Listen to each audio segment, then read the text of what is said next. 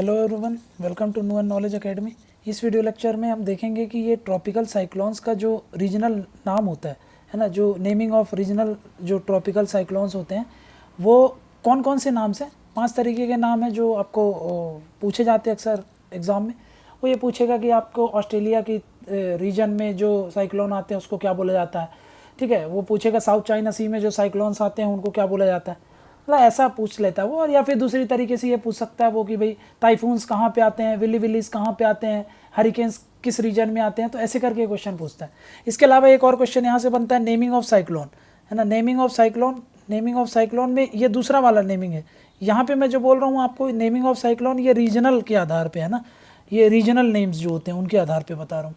एक होता है नेमिंग ऑफ साइक्लोन में, जैसे कि आपने सुना होगा तितली नाम दे दिया, है ना, फिर आपका कैटरीना दे दिया, ठीक है। ये सब जो नाम होते हैं वो अलग दूसरे तरीके के नाम है।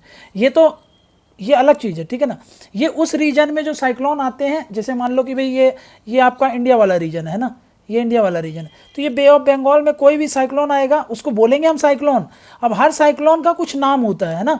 अब सोचो एक साल में 5-6 साइक्लोन आ रहे हैं अगर, तो सबको ही साइक्लोन बोलोगे क्या? साइक्लोन तो है ही वो, कुछ को नाम दे दो, ठीक है। जैसे हम इंसान हैं, इंसान तो सब हैं, लेकिन अब उनमें से किसी का कुछ पर्टिकुलर नाम दे दो ताकि उसकी हम दूसरे से डिफ्रेंशिएट कर सके, दूसरे से हम उसको अलग कर सके। इसलिए हर साइक्लोन का कुछ ना कुछ नाम दे दिया जाता है, वो कहलाएगा आपका दूसरा वाला नेमिंग ऑफ साइक्लोन जो मैं बोल रहा हूँ। जैसे कि कैटरीना नाम दे दिया आप लोगों ने, ठीक है, तितली नाम दे दिया, ठीक है। तो ऐसे नाम जो होते हैं वो नेमिंग ऑफ साइक्लोन में आएगा। लेकिन अब ये साइक्लोन मैं बोल रहा हूँ ना, इसको भी हर जगह साइक्लोन नहीं बोला जाता है। समझो मैं क्या बोल रहा हूँ। ये एक इंसान है ना, इसको इंसान बोल सकते हो आप, है ना। इसको इंग्लिश में हम ह्यूमंस बोलते हैं, है ना, ठीक है।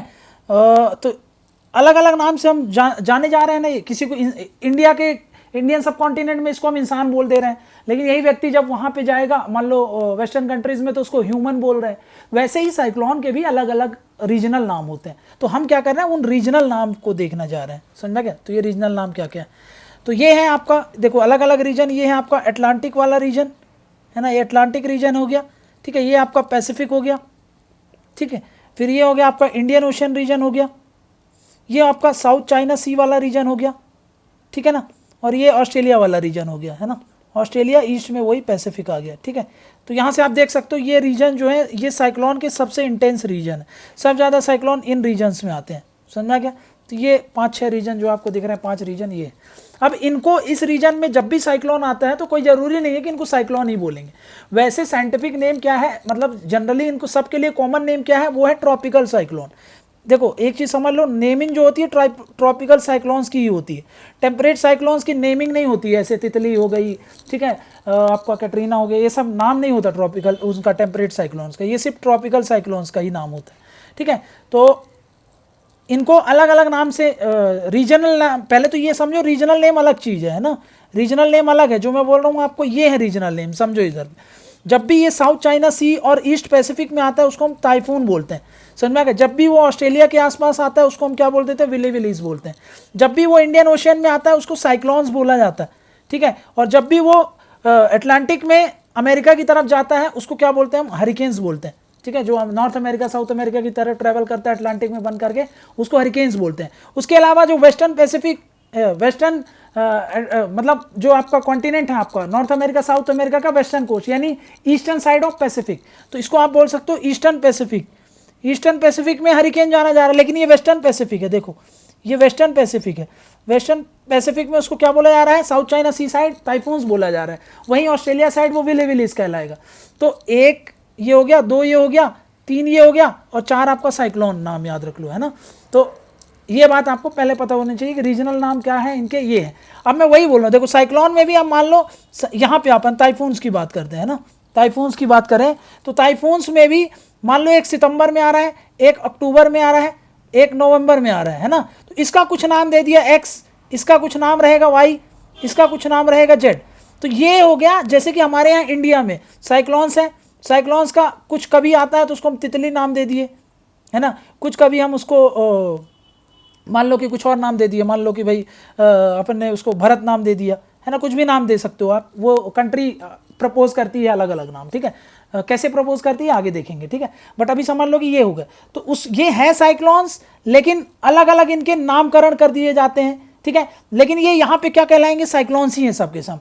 लेकिन वैसे ही यहाँ पर कुछ भी नाम हो XYZ है, वो क्या अल्टीमेटली साइक्लोन है, लेकिन साइक्लोन ना बोल करके उनको हम टाइफून बोल रहे हैं, समझा क्या। तो ये टाइफून, हरिकेन्स और ये साइक्लोन्स, विलीविलीज, ये क्या है, ये रीजनल नाम है ना, रीजन्स के आधार पर उनको जो जाना जाता है वो है। और उस रीजन में जो आने वाले साल भर में बहुत सारे साइक्लोन होते हैं, फिर फर्दर उनका जो है नाम कर दिया जाता है, उसको क्या बोलेंगे हम, उसको बोल देंगे ये जो है अलग अलग नाम दे दिए जाते हैं, ठीक है। तो नॉमेनक्लेचर हो जाता है वो साइक्लोन्स, ठीक है। तो अब आपको ये याद रखना है कि इनमें से सबसे ज़्यादा साइक्लोन्स कहाँ पे आते हैं, सबसे ज़्यादा टाइफून्स आते हैं कि सबसे ज़्यादा विलीविलीज आता है कि सबसे ज़्यादा साइक्लोन्स आते हैं कि सबसे ज़्यादा हरिकेन्स आते हैं। तो एक बात याद रखो, ये देखो यहाँ पे लिखा है 26 मतलब यहाँ पे एक ऑन एन एवरेज एक साल का बता रहा है कि 26 टाइफून्स आते हैं। वहीं पर उससे बड़ी संख्या किसी की नहीं दिखती, सेकेंड लार्जेस्ट दिख रही है आपको हरिकेन्स। तो आपको ये पता होना चाहिए कि क्या होता है, सबसे ज़्यादा टाइफून्स आते हैं, फिर हरिकेन्स आते हैं, समझा क्या। टाइफून्स की संख्या सबसे ज़्यादा है, फिर हरिकेन्स आते हैं, हरिकेन्स के बाद आपको आते हैं साइक्लोन्स, ठीक है ना। तो टाइफून सबसे ज़्यादा, ठीक है, टाइफून्स जो हैं वो सबसे ज़्यादा होते हैं, फिर हरिकेन्स होते हैं, फिर साइक्लोन्स हैं, ठीक है ना। और उसके बाद विलीविलीज, ठीक है।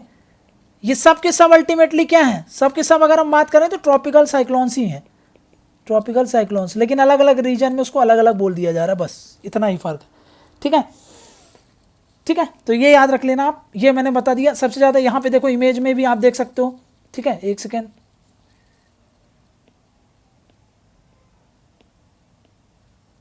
मैं इसको क्लियर कर दे रहा हूँ। अब देखो इस इमेज में आप, ठीक है, इस इमेज में आप देख सकते हो कि यहाँ पर सबसे ज़्यादा देखो रीजन, ये वाला रीजन देखो सबसे ज़्यादा इंटेंस है ना, सबसे ज़्यादा इंटेंस रीजन है ये। मतलब सबसे ज़्यादा साइक्लोन्स कहाँ आते हैं आपसे पूछेगा अगर, तो साउथ चाइना सी वाला एरिया, मतलब वेस्टर्न पैसिफिक, मतलब ईस्टर्न पार्ट ऑफ जो है आपका यूरेशियन, आप बोल सकते हो यूरेशियन जो कॉन्टिनेंट है, या फिर एशियन कॉन्टिनेंट है, या फिर चाइना के ईस्ट वाला रीजन, जापान वाला रीजन, कुछ भी समझो आप, वही है, ठीक है ना। सबसे ज़्यादा इंटेंस यहाँ पे। उसके बाद देखो आप ये वाले रीजन में सबसे ज़्यादा आ रहे हैं, ठीक है। ये कम है, ये कम है, ये भी कम है, लेकिन सबसे ज़्यादा ये वाला रीजन याद रख लेना, ठीक है। तो इमेज से भी हमको समझ में आ रहा है कि सबसे ज़्यादा साइक्लोन्स इस वाले रीजन में आते हैं, ठीक है। रीजनल नाम हमको पता चल गया कि हाँ भाई ये इसको ये बोला जाता है, सबसे ज़्यादा साइक्लोन कहाँ आता है ये भी देख लिया हम लोगों ने, ठीक है। अब इंडिया में आप याद रखना, प्री मानसून भी साइक्लोन्स आते हैं, पोस्ट मानसून भी आते हैं, समझा क्या। लेकिन मानसून में सबसे कम रहते हैं, है ना, मानसून में, और सबसे ज़्यादा पोस्ट मानसून रहते हैं। ये बात याद रख लेना, क्या बोल रहा हूँ समझ लो। ये है प्री मानसून, ये है मानसून, और ये है पोस्ट मानसून, समझा क्या। सबसे ज़्यादा साइक्लोन कहाँ पे आते हैं, सबसे ज़्यादा आएंगे पोस्ट मानसून में। यहाँ पर सब सप्रेस हो जाते हैं, बहुत कम आते हैं, क्योंकि टर्बुलेंस इतना ज़्यादा रहता है, वो साइक्लोन के बनने के लिए जो कंडीशन होती है वो उसको मिल नहीं पाती, इसलिए ये हो जाता है, ठीक है, कम रहता है। प्री मानसून में भी साइक्लोन रहते हैं, तो सबसे ज़्यादा इसमें रहेगा, है ना, मैक्सिमम, इसमें मिनिमम, इसमें थोड़ा ज़्यादा रहेगा पर उतना ज़्यादा नहीं रहेगा, ठीक है। Pre monsoon, monsoon, post monsoon, हम इंडिया के सब कॉन्टिनेंट की बात कर रहे हैं, ठीक है ना, इंडियन सब कॉन्टिनेंट की बात। अब एक और क्वेश्चन आ सकता है आपको, ये साफिर सिम्पसन क्या होता है। साफिर सिम्पसन स्केल जो विंड होता है ना, साइक्लोन की इंटेंसिटी मेजर करने के लिए होता है। साइक्लोन की विंड की स्पीड होती है, उसके आधार पर 5 कैटेगरी में बांटा जाता है। विंड की स्पीड बढ़ेगी, यहाँ पे देखो स्पीड क्या है रही, स्पीड बढ़ रही है। नीचे आओगे आप, category 1, category 2, category 3, category 4, category 5। तो सबसे ज़्यादा स्पीड कहाँ पे हो रही है आपकी, कैटेगरी 5 में। जितनी ज़्यादा स्पीड होगी उतना डिस्ट्रक्टिव होगा, उतना खतरनाक होगा, उतना नुकसान करेगा, उतना ही ज़्यादा नुकसानदायक होगा, ठीक है ना। तो ये बात याद रखना कि ये होता है। साफिर सिम्पसन स्केल क्या है, तो बस याद रख लेना, हरिकेन विंड स्केल होता है, ये विंड को मापने के लिए स्केल होता है। अब ये कितना कितना होता है ये आपको कभी भी याद नहीं हो पाएगा, ठीक है ना। तो बस ये याद रखो, ये देखो 250 किलोमीटर प्रति आवर की रफ्तार से विंड ब्लो करती है। डिस्ट्रक्शन लेवल हाईएस्ट हो जाएगा, नीचे आते जाओगे, जितना ज़्यादा विंड की वेलोसिटी उतना ज़्यादा खतरनाक विंड, समझ में क्या। ऐसे बहुत रेयर, ये वाले बहुत रेयर होते हैं, बट फिर भी अभी पिछले कुछ सालों में कैटेगरी 4 और कैटेगरी 5 वाले साइक्लोन बहुत ज़्यादा आ रहे हैं, समझ में क्या। ये सब क्लाइमेट चेंज की वजह से हो रहा है, ठीक है। तो साफिर सिम्पसन हरिकेन स्केल याद रख लेना, साइक्लोन स्केल याद रख लेना, मतलब साफिर सिम्पसन स्केल याद रखो काहे के लिए, साइक्लोन की विंड की स्पीड नापने के लिए। उसके आधार पर हम कैटेगरी डिवाइड करते हैं साइक्लोन की, ठीक है। तो ये बात थोड़ा सा दिमाग में रखना, ठीक है। ये हो गया, तो ये बात चीज़ हम लोग समझ ली कि ये भी समझ लिया, ये भी समझ लिया। अब देख लो एक चीज़ और, ये नाम कौन करता है, तो ये वर्ल्ड मेट्रोलॉजिकल ऑर्गेनाइजेशन जो होती है, हम इंडिया, अगर हम साउथ एशिया वाली बात करें अपने मतलब जो साउथ एशियन रीजन में जो साइक्लोन होता है, बे ऑफ बंगाल और ये जो आपका अरेबियन सी वाले रीजन में, इसमें WMO किसके साथ मिलकर के, एसकेप के साथ। एसकेप का फुल फॉर्म क्या है, economic and social commission for Asia and Pacific. इसके साथ मिलकर के एक पैनल बनाया है जिसको बोलते हैं पैनल ऑन ट्रॉपिकल साइक्लोन। ये 1972 से ही ऑपरेट है, एक तरीके की इंटर गवर्नमेंटल बॉडी है। क्या करती है, हर कंट्री अपना अपना नाम प्रपोज करती है और फिर उसके बाद एक सीक्वेंस में उनको अरेंज कर दिया जाता है। और फिर मान लो एक किसी से भी चालू किया, अगला वाला जो नाम होगा जो कंट्री प्रपोज करेगी उसके नाम पे आ जाएगा, फिर उसके अगले वाला साइक्लोन का नाम जो भी नेक्स्ट कंट्री ने प्रपोज किया होगा उसके आधार पर आ जाएगा। तो ये होता है, ठीक है ना। ये ट्रॉपिकल साइक्लोन जो है बे ऑफ बंगाल और इनके लिए ये बनाया गया है, ठीक है ना। तो ऐसे करके ये जो वर्ल्ड मीटियोलॉजिकल ऑर्गेनाइजेशन है ये डिफरेंट डिफरेंट रीजन्स में डिफरेंट डिफरेंट रीजनल बॉडीज के साथ कोऑपरेट करके नाम को देती है, समझ में क्या। तो ऐसे हमारे साउथ एशिया वाले रीजन में इसके साथ कोलैबोरेशन की है इसने, किसके साथ, एसकेप के साथ। ऐसे मान लो अटलांटिक वाला रीजन होगा तो वहां पे कोई और बॉडी के साथ कोलैबोरेट करके किया होगा। पर नोडल एजेंसीज कौन होती हैं, नोडल वाली, तो ये याद रख लेना कि वो वर्ल्ड मीटियोलॉजिकल ऑर्गेनाइजेशन। इंडिया की तरफ से कौन सी एजेंसी होती है जो ये नाम वगैरह प्रपोज करती है, देती है, वो होती है IMO, है ना, इंडियन मेट्रोलॉजिकल ऑर्गेनाइजेशन, ठीक है। तो ये याद रख लेना, ये है आपकी इंडिया की बॉडी जो कि नामकरण के लिए रिस्पॉन्सिबल है। वर्ल्ड के लिए WMO रिस्पॉन्सिबल है और इस रीजन में सिर्फ पूरे रीजन में अगर हम बात करें तो WMO ने मिलकर के एसकेप के साथ ये पैनल बनाया हुआ है, समझना क्या। तो यहाँ से आप समझ लेना ये चीज़ें, ठीक है। बाकी डिटेल्स में तो आगे जब इसका कंसेप्ट रिलेटेड पढ़ेंगे तब देखेंगे, ठीक है। ये था आपका नेमिंग ऑफ साइक्लोन से रिलेटेड जो जो चीज़ें आपको पता होनी चाहिए वो मैंने बता दी। बस ये याद रख लेना, ये जो नेमिंग कर रहे हैं ना, ये जो WMO नेमिंग करता है ये सिर्फ किसका करता है, ये सिर्फ और सिर्फ ट्रॉपिकल साइक्लोन का होता है, ठीक है ना। टेम्परेट साइक्लोन के लिए नॉमेनक्लेचर वाला सिस्टम फॉलो नहीं किया जाता, ठीक है। उनको सिर्फ सिंपली ट्रॉपिकल साइक्लोन बोला जाता है। एक चीज़ याद रखो, 0 डिग्री मतलब इक्वेटर के पास साइक्लोन कभी भी नहीं बनते हैं, है ना। क्यों, क्योंकि यहाँ पे कोरियोलिस फोर्स जो होता है वो 0 होता है। जब कोरियोलिस फोर्स 0 होगा इसलिए यहाँ पर कभी भी साइक्लोन्स नहीं आते हैं, समझा गया, ये बात याद रख लेना। प्लस ये जो साइक्लोन होंगे 0 डिग्री से लेकर के 30 डिग्री के तक ही रहते हैं ना। 30 डिग्री पे क्यों नहीं बनते, क्योंकि यहाँ पे हाई प्रेशर बनने लगता है 30 डिग्री के बाद। और 30 हाई प्रेशर क्या होता है, साइक्लोन को बनने के लिए लो प्रेशर चाहिए, ठीक है ना। मतलब नीचे लेवल पर लो प्रेशर चाहिए तभी तो वो विंड ऊपर उठेगी, सर्कुलेट होगी, वैक्यूम क्रिएट होगा। लेकिन जब यहाँ पे जाएगी हाई प्रेशर बनेगा मतलब विंड नीचे सप्रेस करने लगेगी, इसलिए साइक्लोन इसके बियॉन्ड नहीं देखने को मिलते हैं, समझ में क्या। साइक्लोन जनरली ट्रैवल कहाँ करते हैं, तो ईस्टर्ली ट्रैवल करते हैं, ये बात याद रख लेना, ठीक है ना। देखो इधर पे समझो, ये क्या बोल रहा हूँ, 30 डिग्री है, ये क्या है 0 डिग्री है, और ये क्या है आपका 30 डिग्री है। यहाँ से तो बिल्कुल नहीं बनेगा साइक्लोन, इसके मान लो 5-10 डिग्री ऊपर से बनना चालू होगा, इसके 5 से 10 डिग्री ऊपर, 5 से 10 डिग्री नीचे, यहाँ से चालू होगा, ठीक है।